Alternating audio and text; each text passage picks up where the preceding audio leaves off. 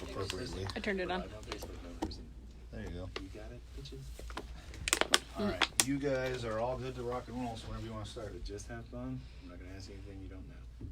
I'm kidding. Or will he? I'm totally going to do He it. might just do that. Well, Alright, ready? 3, 2, 1.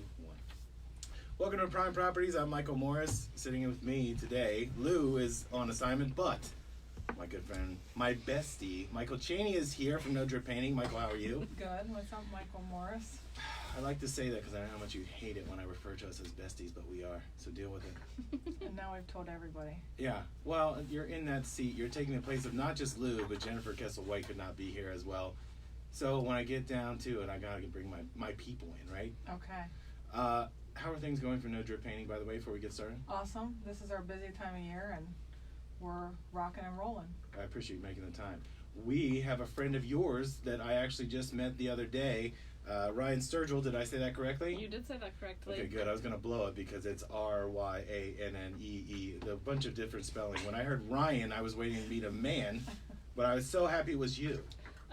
Actually, a bunch of people kind of misconstrue it. It's not that hard, but whatever, I respond to anything that's in the realm of that. Well, they're going to see you on Facebook Live, but they're also going to hear you on the radio. They're going to know you're a lady. So thank you for coming. Thank you for having me. Tell us who you're with. I'm with Columbus Home Staging, and we stage all over Columbus and vicinity. We offer a couple other services outside of general staging as well. Well, let's talk about staging, because typically what we're talking about on this show, and I probably should have told you, this is a real estate show. Having just met you for literally 5 minutes before, I was like, you've got to come on this show. I didn't tell you any background, right? This show is about buying and selling houses. We are talking about how hot the market is every single week, especially Columbus. But one of the things that we've talked about was how to prep your home to sell, right? That's where we come in. Right, and home staging is blowing up. Define what home staging is to you and to this audience, and break it down the easiest way you can. Home staging is setting up your home, whether you are currently living in it while it's listed or if it's vacant while it's listed. And we are trying to appeal to the masses to make your home house beautiful and sell it for the absolute top dollar it can get.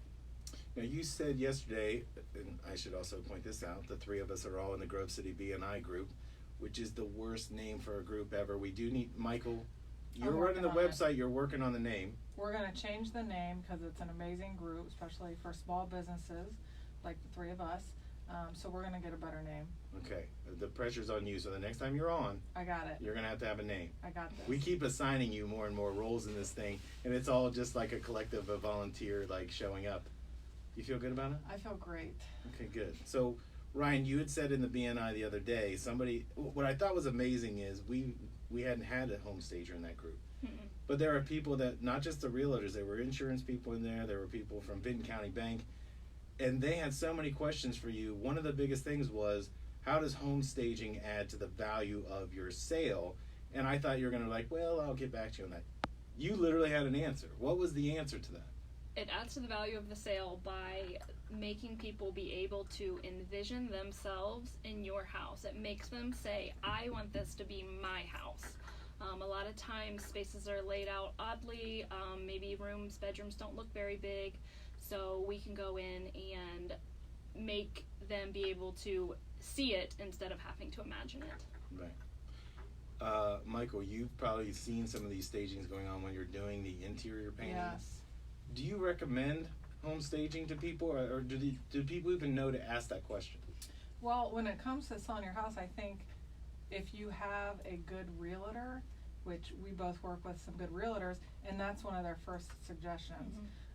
Some of the realtors that actually we both work with kind of already package that into the whole experience. So it's super important, especially in this market. I think you already had kind of talked about the numbers it can add. The other thing I thought that what was interesting you talked about the other day was what the difference between having an interior designer versus a stager.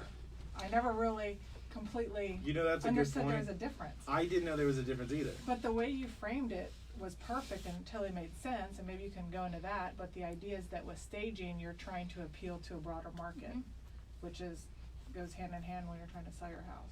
Yep, you never know who's going to be walking through your house. Chances are when you're in a specific neighborhood or area, you've got a demographic that you're targeting, whether it be a certain age group or people with kids, people without kids, but it's still, you have to help the general population be able to see what you're trying to do and how you're trying to package the home. Ultimately, your home is a product. You are selling your home, so you have to be able to present it in its absolute best light.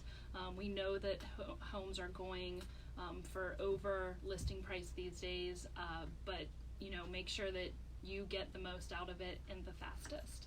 Yeah, and you were mentioning if you're say in a neighborhood that's kid friendly and a family's going to come into that neighborhood looking to buy, you can maybe stage the house to appeal to children. What kind of things would you do to set a space up that says, hey, this is kid friendly, we want families here? We can do, the first and most obvious would be a child's bedroom, or some sort of play area, whether it be with games, toys, stuffed animals, miniature furniture, things like that. Make them have their own space and see that they want to live there, because how many houses do you walk through and the kids are running around, this is my bedroom, this is my bedroom. So, and they can kind of have some appeal to their parents too. For sure. Well, I think it seems to be a real hot button thing, the staging piece of this, because I can remember looking at houses like in the 90s and the early 2000s, and there was nothing in the house. So like when you said you have to imagine that you live there, the entire time I'm like, I imagine I have to get 6 couches because there's nothing to sit on. But you have the ability to furnish these things. It's not just tell me what you want in this room like an interior decorator would do. You have things that work and help provide function in that room. Can you kind of get into, I thought it was cool that you had storage facilities full of these things to really put a new life into a house that somebody may not have thought of before. Yeah, we absolutely have a storage facility that we have quickly grown out of, because like you just said, staging has grown several years ago. So Columbus Home Staging has been operating for going on 12 years, and the owner, Suzanne Bird, she was in it before it was popular, and she has watched the industry grow. She's watched her competition grow, but she has watched it take off, and now, you can be shopping in a store, and the employees in that store know that you're staging. You're not an interior designer. I want to ask you that, because you said that yesterday, and I thought, how would I know? Yeah. Because you're buying a lot of odds and ends of things. You're buying 300 pillows or something? Probably, and sometimes the first question might be, oh, are you redoing your home? But there's a lot of people that know what staging is, or if I say, no, I work for a home staging company, they immediately get it. So how long have you been doing this? The company's been around 12 years. How long have you been doing this? I have been doing it for a little over 2 years now. And what got you into that? Was there, because it seems like you could have been an interior designer. Yeah, and I've, looking back, hindsight's 20/20, maybe I should have changed my college education, but here we are. I was a hairstylist for almost 10 years. Okay. I wanted something that was still on the creative side, and I guess I had always thought that my knack for design and my passion for design was a hobby because I did it in my own home. And at that point, I didn't know what home staging was. I started reaching out to interior design firms, but a lot of them do want a formal education and to know the technologies behind interior design. So I cold emailed a bunch of companies with my resume and my cover letter, and Suzanne reached back out to me, and the rest is history, I guess. That's cool. I got a question for you. Yeah. You were mentioning the other day that you can use the furniture you have and then the client's furniture. So tell me more about that. And then I know I've heard of some staging companies where there's some sort of rental fee for the furniture. So if they're going to put furniture in your house, there's some sort of rental fee. Is that how you guys work as well? Yep, that's absolutely how we work. You see a price breakdown of the items that you're renting, and also the setup fee that includes us purchasing, packing, hauling, moving in, setting up, and then also the removal of the items. once it comes time to take things out and then take them back to the warehouse, restock, and all that good stuff. And we do run our pricing for a 2-month period, because we find that we want to leave it in there up until you know that closing is solid. You know everything has been signed on the dotted line, because contracts fall through all the time for many reasons. So you would pay us a lot more money to come back and have to restage it than just to leave it in there for that 2 months. And right now, even if your home goes into contract pretty immediately, you are still at a 6 to 8 week time frame for the entire process from beginning to end. Cool. What's the difference in terms of if you're hiring an interior decorator, that's really you're staying, right? If I'm staging something, it's not really about what you like. So if I went to Michael's house and I'm staging her house, it's not really, I'm not building to her specifics, I'm building it to the overall audience of who might buy this home, right? Do you ever have any like kind of brushback from somebody that's like, I would never put this in my home? Right. It's yes, absolutely. But how do you break that down to where somebody says, okay, I hired a stager, and they're looking at it because they do have to live. A lot of these people will stay in to the closing. They do. Did they have any say in it, or you're just kind of building this thing and saying this is what we've seen works in other places? A little bit of both. We do not want to go into somebody's home and offend them. Obviously, if it's a vacant home, we have a lot more freedom and a lot more say so. We look at what's already going on in the home, either what they want to accentuate or what they want to not draw so much attention to. So we style to the amount of the style of the home, the age of the home, the neighborhood, the location, the demographic of who might be moving in here.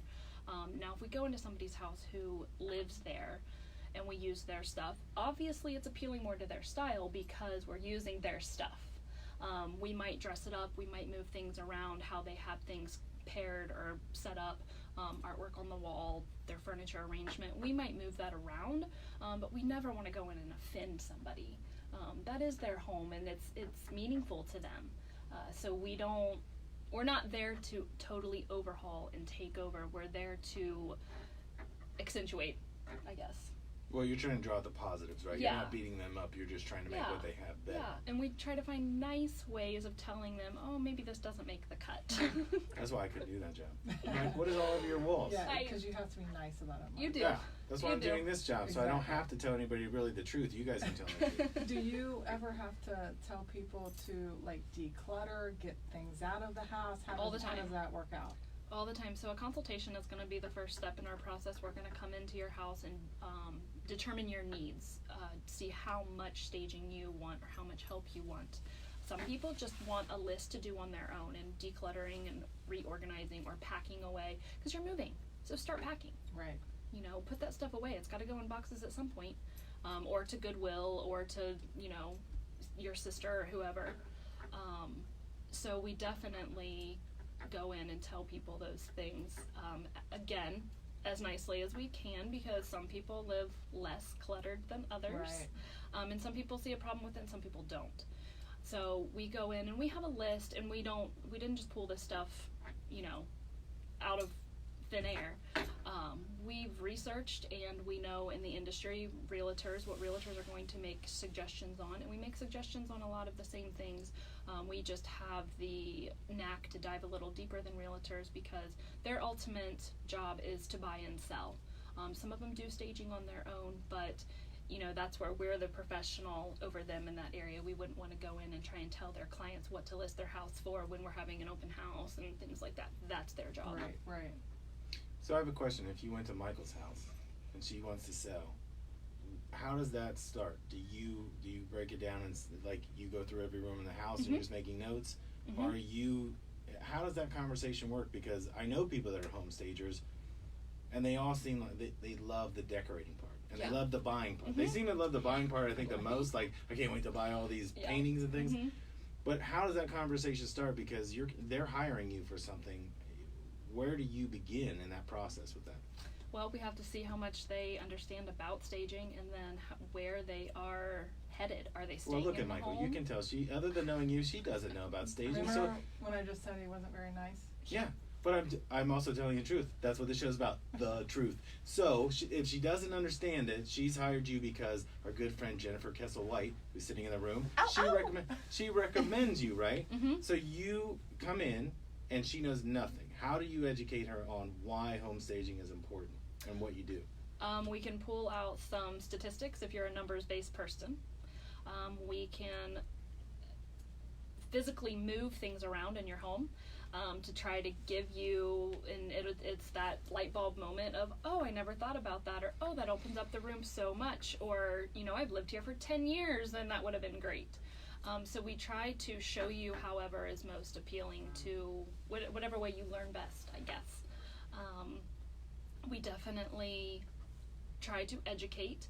We don't try to be pushy and push our services and tell you have to do this. You don't have to do anything, but we want you to want to do it. Right. What do you have like some quick tips you would give if you walk into a space and it's just kind of dark and needs, you know, some lightening up, like Lamps. Lamps. That's a good start. Do you have any like quick tips? How do you lighten up a space without completely transforming cabinets or flooring and things like that? Lighten up your furnishings and your accessories. Add lamps to physically add light. And that can be a mix of floor lamps or table lamps, or changing your overhead lighting. Maybe you have a ceiling fan but it doesn't have the light fixture on it. Right. Maybe you've had it wired there all this time and you don't have a light fixture there at all. But things that are light in color are just going to make you feel lighter overall. Right. So like say you have a dark couch, you could put like a light colored throw on there, light pillows, things like yep, that. things like that. Even your decor that's sitting on your shelves or your tables or your mantle, lighten those up as well. I like that. What about are there certain rooms that are more important to stage than others? So if you had to pick, say, 3 rooms, what are your top 3 rooms to stage? I wish we could have written this down because I'd like to compare notes based on what she's saying, but I want to hear, because realtors say a totally different thing, I think, but you go ahead. Yeah. And they could. A lot of it's going to depend on the layout of the house, because obviously you want what's right inside your front door, whatever way the buyers would be entering the home. You want at least a master bedroom. Okay. Other bedrooms are usually not as important. And you want your living and dining areas. Okay. A lot of times your living area might be right inside your door, so you've kind of killed 2 birds with 1 stone there.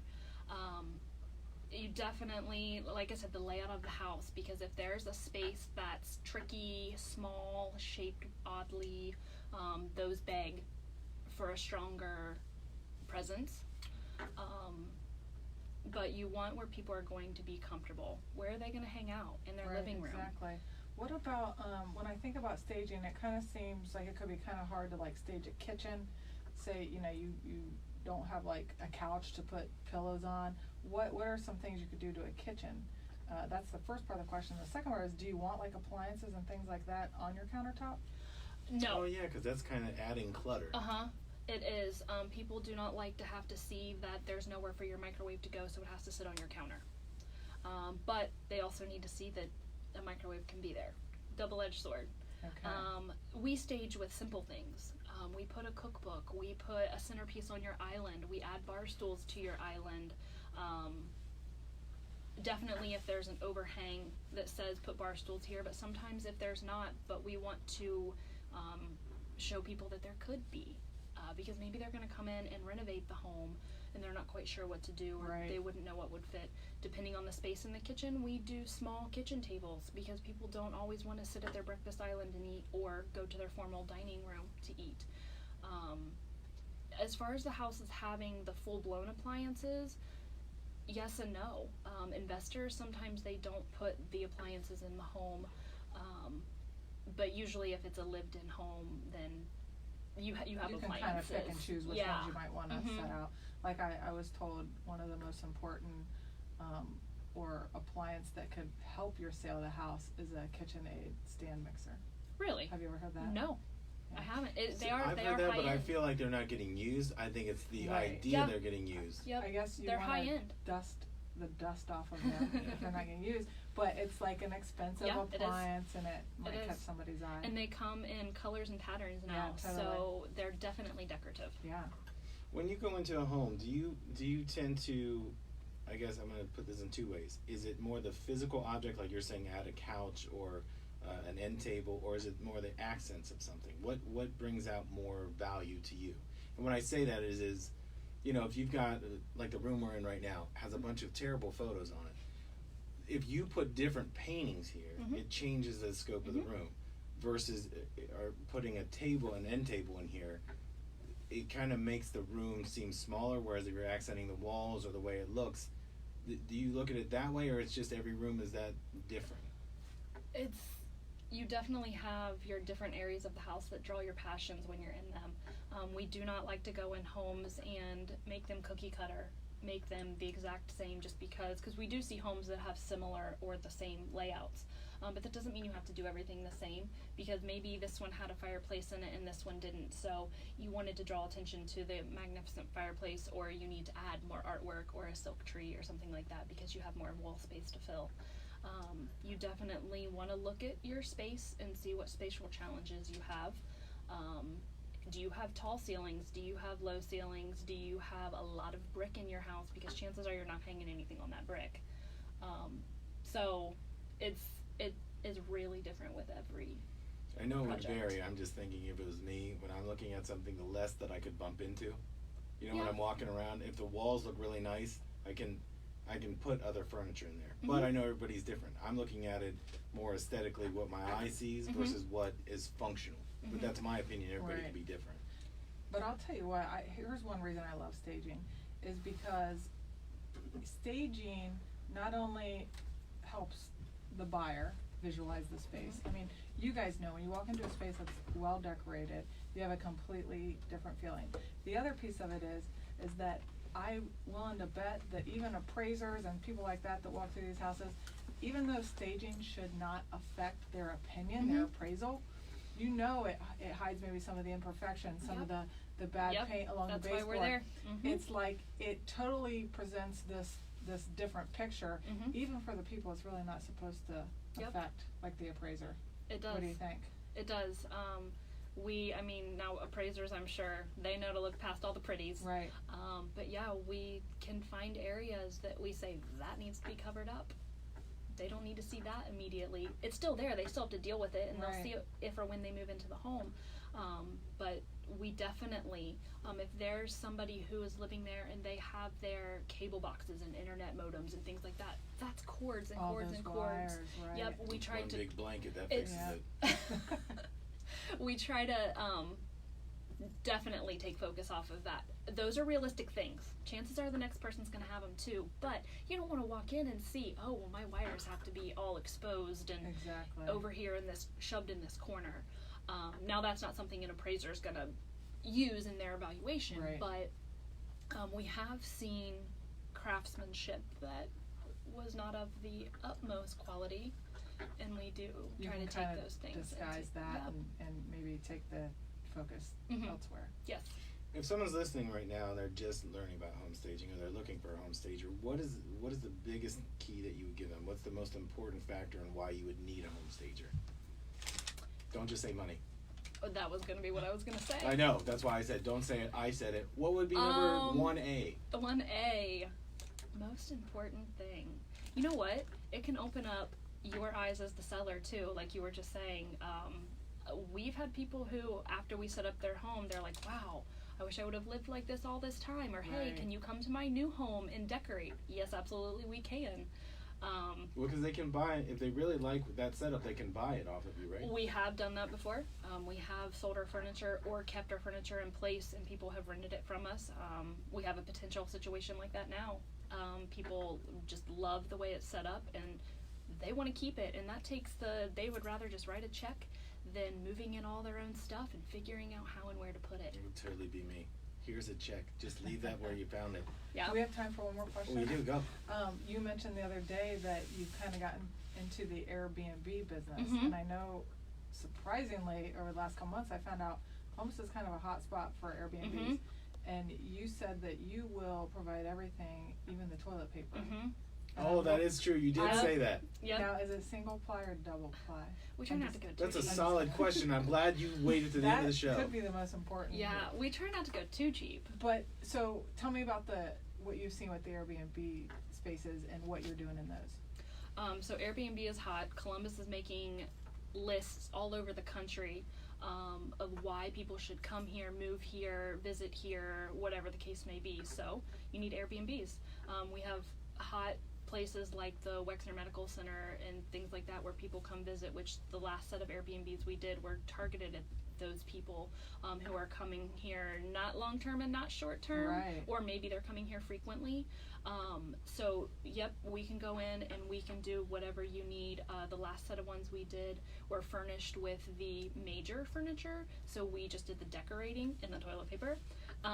But we've also done ones where we brought in, they were empty vacant spaces, and so we brought in furniture and everything down, your silverware in the kitchen, your dishes, things like that, Yeah, everything that's that you need awesome. to be practical. So it does step outside of staging because you don't need all that practical stuff in staging. You're not Right. putting anything in the cabinets and the drawers. But you got to think about what people will need when they're there. Very cool. So you said a lot, but I know there's so much more we can touch on. So I would like to have you come back at Okay. some point. But if somebody wants to reach out to you today, how can they get a hold of you? Certainly. So we are on Facebook, Columbus Home Staging. We are on Twitter at Columbus Home Staging. No, I'm sorry, not Twitter, Instagram. And then we also have ColumbusHomestaging.com, and you can reach an email from there, ColumbusHomestaging@gmail, or you could reach out to myself personally. Give my phone number. You can. I don't know. I'd give it on the radio or Facebook Live, but Okay, well, yeah, we'll hold that. Comment. Comment, and we can reach get a her phone every number. way that's not creepy. And then Michael, if somebody wants to find this painter this side of the United States, how can they reach No Drip Painting? They can reach No Drip Painting by going to our Facebook page, No Drip Painting, or NoDripPainting.com, and you can schedule an estimate, and we'll come out and take a look at the project. All right, ladies, thank you so much. You've been Thank listening you. to Prime Properties, and we'll see you next weekend.